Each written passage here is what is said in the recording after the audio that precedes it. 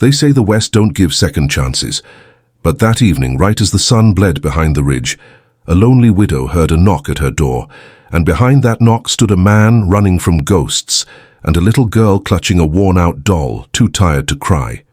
He said, "Mom, I was told you need a rancher." She should have closed the door right there, but something in his eyes, that quiet hurt, made her let him in. By the time the coffee cooled, they both knew trouble was coming down the trail.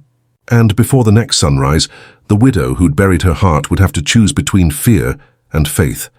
Because sometimes the West sends you the one person who can heal you, right before it tries to break you again. The evening rode in on a copper wind. Heat rose off the flats in shivers, and the sky layered itself in bruised oranges and a long purple seam where the mountains bit the light. Widow Clara McNeil stood on her porch and counted the cattle, as if numbers could keep a person from going under. The ranch had foundered since Nathan died.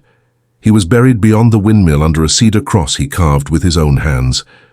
When the wind came up, the cross creaked like a gate, and Clara sometimes thought the whole place was trying to open back into the past.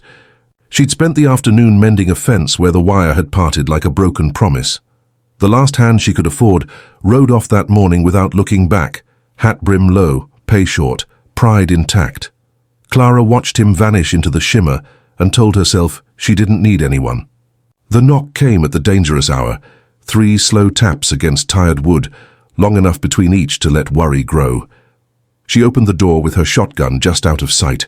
A tall man stood there, dusted with miles. His hat shadowed his eyes, but grief had a way of shining through shade. "Ma'am," he said, tipping the brim, "name's Eli Ward. I was told you need a rancher." Clara studied him as a person studies weather, what he carried, what he might break. Then she saw movement at his side. A small girl, 7 or 8, clutched his coat, thin as early frost. Her blonde curls trapped sunset like they'd been stitched with fire. "And who's this?" Clara asked, voice low. "My daughter June." He cleared his throat. "Her ma passed this spring.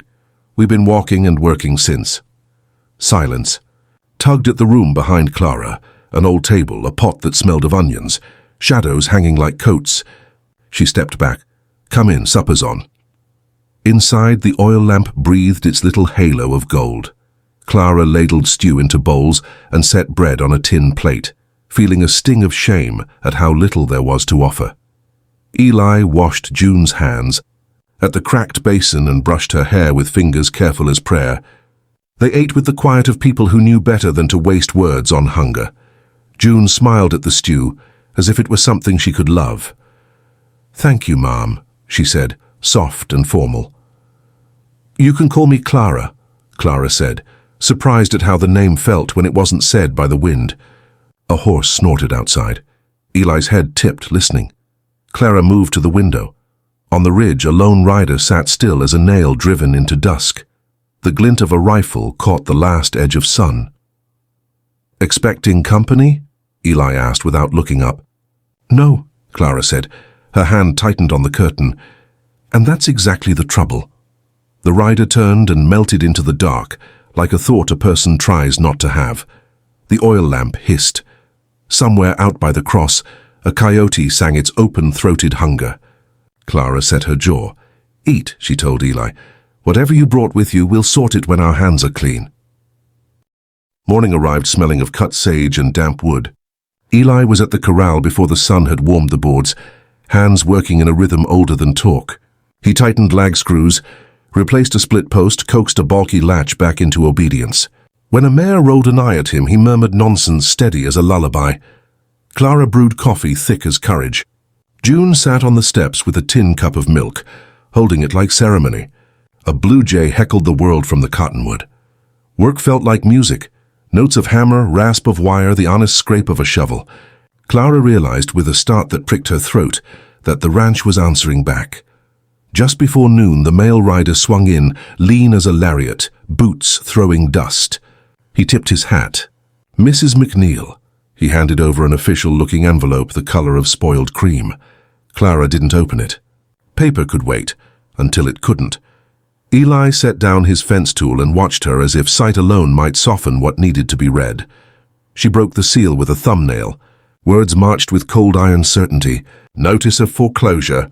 Past due, blood hot then cold. A whir in the ears like 1,000 locusts. She folded the paper once, then again, as if a smaller letter might carry smaller ruin. Bad? Eli asked. Clara kept her voice flat. Bank wants the ranch if I miss another payment. Drought took the water down to memory. Cattle are ribs with hides. Numbers say a thing even when your heart yells it's wrong. Eli nodded, jaw tight. Banks don't listen to hearts. They listen to interest.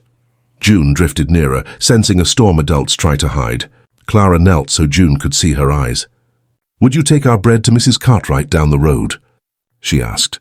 She's getting on. June beamed at the mission. Yes, ma, Clara.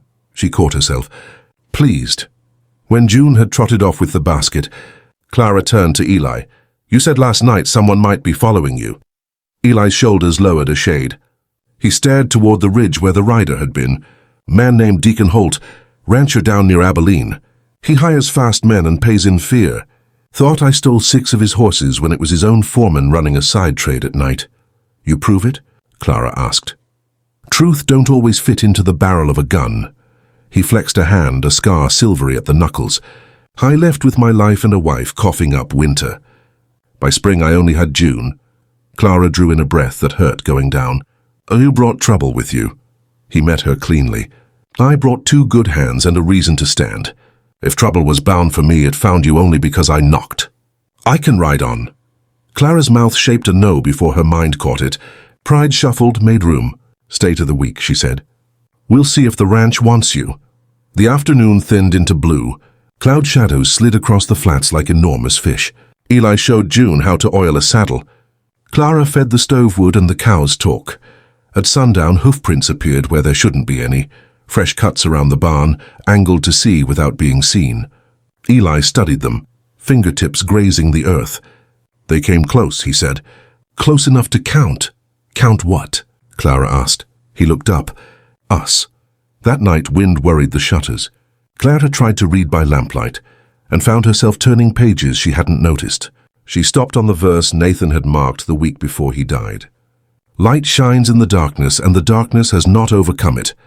When the hinge squeaked in the hallway, she reached for the shotgun. Eli stood there, a shadow sewn to the doorway. Couldn't sleep, he said. Storm in my bones. Mine too, she answered. They sat near the fire, not touching, sharing the heat like old friends at a church supper. The honesty of that silence felt more dangerous than any gun. The third day broke with a frost that traced lace over the pump handle. Eli's breath plumed while he checked the herd, counting calves that had started to believe the grass would come back. June rode the fence line on a short, patient pony, wearing a hat too big for her head and a look too serious for her age. Clara and Eli worked the drift fence above the creek. He showed her how to shore a post with a dead man buried deep, how to splice barbed wire so the twist didn't tear a beast when it panicked. Their hands brushed only once. The jolt felt like stepping from shadow into full, reckless light. By afternoon, a smear of riders resolved out of the heat, 3 men at an easy lope, long coats swinging. They didn't come straight. They curved like coyotes scenting a cook fire. Clara sent June to Mrs. Cartwright with a note to keep her through supper. The riders stopped 10 paces from the porch. The lead man wore his hat low, and his smile like a crack in ice. Eli Ward, he said, voice lazy and hard. Deacon Holt sends his regards. Thought you might want to return 6 head went missing, plus whatever else you've picked up. Tell Deacon, Eli said, stepping forward, that he's owed the truth, and I paid it already.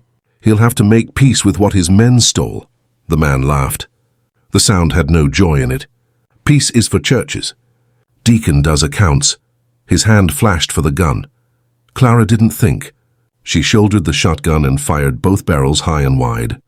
The roar tore the silence in half. Splinters leapt from the post beside the lead man's ear. The horses danced.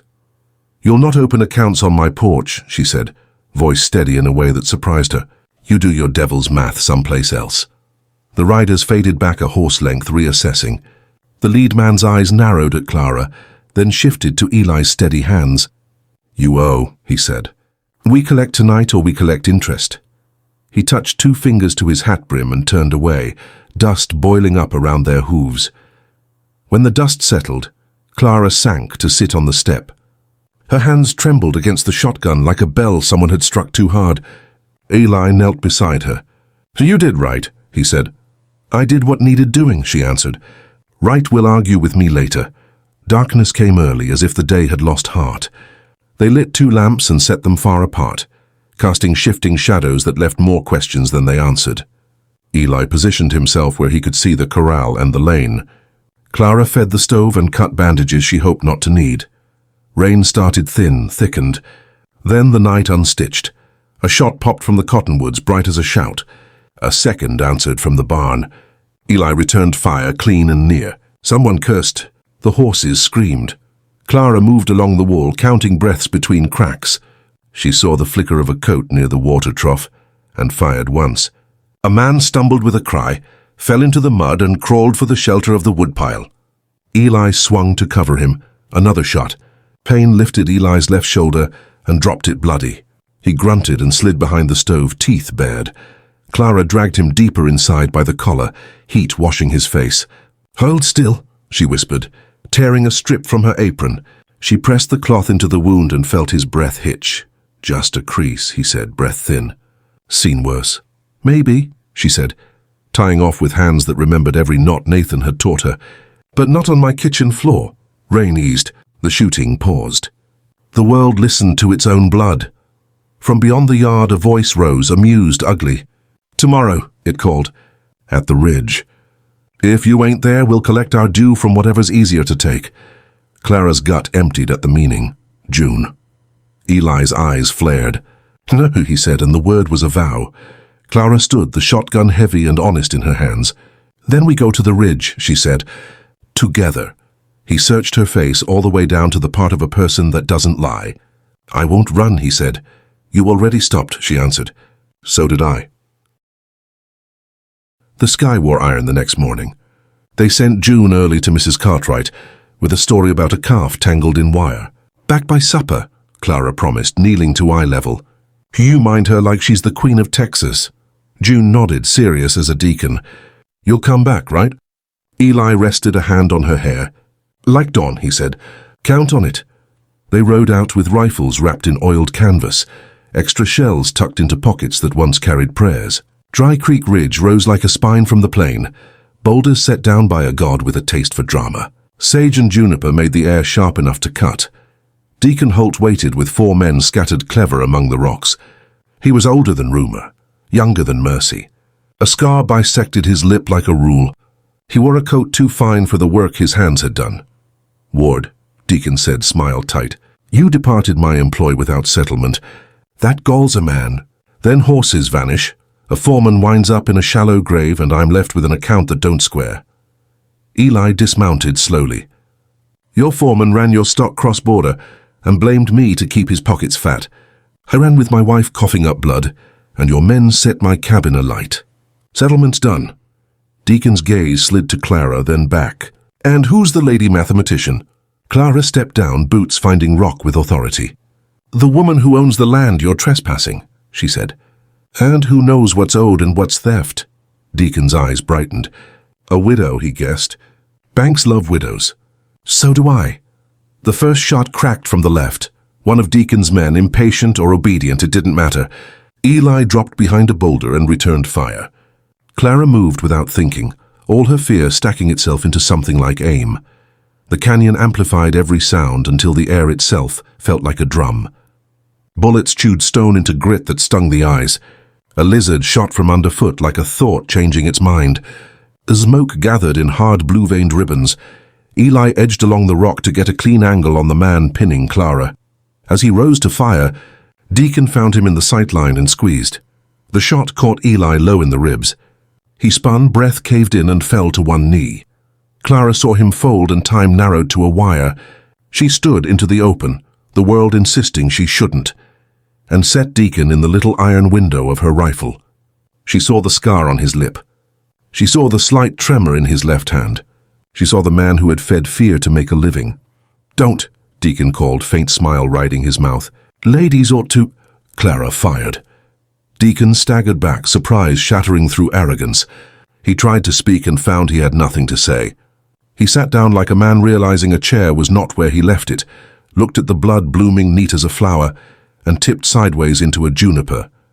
For a breath, the canyon held absolutely still. Then the spell broke. Two of Deacon's men threw down their guns and ran. The third had the sense to raise both hands and keep his mouth shut. Clara scrambled to Eli. Blood slicked his shirt. He worked to find breath like a man pulling a bucket from a deep, stingy well. "Stay," she said, voice raw. "Stay with me." He coughed once, pain-popping beads of sweat on his lip. Was planning to. She pressed tight fabric into the wound, her own blood mingling where a stray splinter had found her palm. "This makes us kin," she said, not sure if she was joking or praying. Hoofbeats sounded to the south, two riders, not fast, not careless. Sheriff Barlow and his deputy nudged their horses into the canyon, hats reined on, eyes watchful. "Morning," Barlow said, taking in the tableau like a man appraising cattle. "Got word Deacon was making collectors of himself. Looks like the good Lord balanced a few ledgers without me." Clara didn't look up. "He drew first," she said. Barlow nodded once. "Man's life writes itself to its end." He disarmed the survivor and sent the deputy to fetch a wagon. Then he knelt in the dust opposite Clara and pressed his rough palm near hers, doubling the pressure. "Hold steady," he told Eli. "We'll carry you home." Healing is slow work where silence gets heavy. Weeks unspooled like thread from an old spool, soft with use. Eli mended in the little room off the kitchen, the one with light that slanted generous in the morning and gentled by afternoon. Clara worked the ranch and the numbers, stubborn as a mule hauling a church bell up a hill. Sheriff Barlow, with a decent streak he tried to hide, wrote a statement confirming Deacon's trespass and threats. Rumors ran ahead of truth and then circled back, dragging agreement with them. One day the banker came in a suit that smelled faintly of mothballs and decisions. He brought a ledger and a look like a wasp. Clara met him at the table with coffee that could strip paint. Eli sat straight, pale but watchful. "Mrs. McNeil," the banker said, tapping his neat columns, "your note is in arrears. However," he did not smile so much as loosen his face, "the county has recorded assets seized from Mr. Holt's estate to settle multiple claims. Given Sheriff Barlow's statement, and a governor's office hungry to prove it can tame the Badlands, there's grace in the books." Clara didn't blink. "What kind of grace?" "Just stay on foreclosure," he said, eyes on the numbers that told him who he was, "and a restructured note at a civilized rate, if your ranch exhibits clear viability by the fall run." "Viability," Eli murmured, almost amused. "That's a fancy word for breath." The banker glanced at him as if surprised to discover a man could speak while healing. He gathered his papers and found the door before coffee could do more damage. Clara followed him out, watched him ride away, and felt the land under her boots, real right now, not promised by paper, but promised by sweat. June came running from Mrs. Cartwright's with a crown of wildflowers and a face made only of summer. "Clara!" she cried. I planted my own little row. "Miss Cartwright says we can plant marigolds here too, because Mama loved yellow."